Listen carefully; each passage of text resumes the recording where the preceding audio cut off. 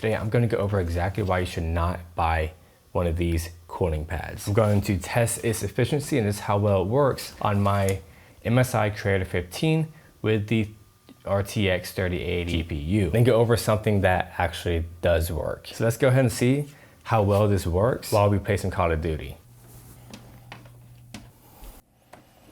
I've been warming up the computer. It's at 92.3 degrees. Let's turn on this fan back here.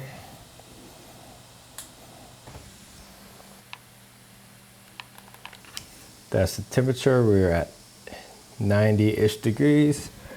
We're about right there. That was highly disappointing. And that is going right back to Amazon. As you can see, this barely works and it might decrease the temperature by maybe 1 to 2 degrees Celsius. It only has one fan speed and that's on and off. Now let's go over this. You might be thinking, oh, it's just another cooling pad. It is another cooling pad, but there's many different things different compared to the other one I just showed. But before we break down those differences, let's go ahead and do a gaming test and see how well it cools down the laptop.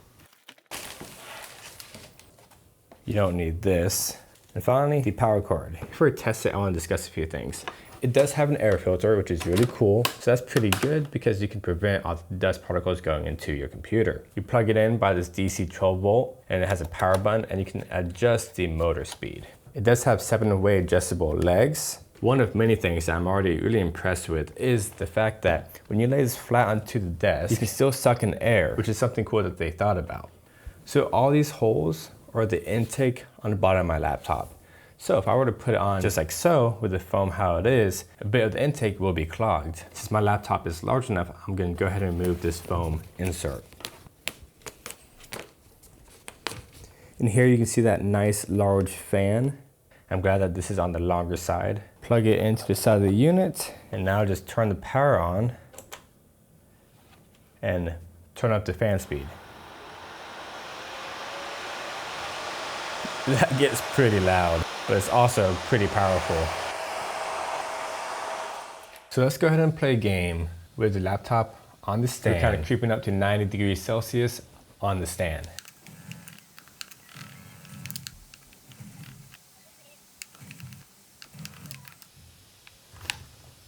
I was looking at the CPU temp. Okay, so we're at 90 degrees Celsius. That's roughly the temperature it's always at when it's on the stand. So let's go ahead and put the computer on the desk and see what temperature it gets to. So we are at hovering 91 to 93 degrees. On the graph here, that is when I took it off the stand and put it on the desk. These also can go up and down, which I just realized. Let's turn this on full blast. We are down to 80 degrees Celsius. That is crazy. What a huge drop. And it's all down to how the computer seals on this cooling pad. I'm gonna lift these up. That is the steepest that this will go.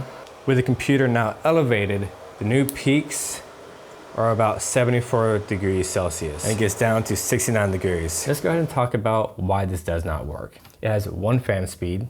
It uses power directly from the computer that we're trying to cool down, so it's making this computer work harder to even use this. And the biggest issue is that it does not have a seal around the computer, therefore leaking all the cold air outwards. So that is exactly why these cooling pads do not work. The important thing I want you to get from this video is that all the cooling pads without this nice foam seal are worthless. So do not waste your money, get something like this. And if you want this, I'll link it down below for your convenience. And that's one great way to support this channel.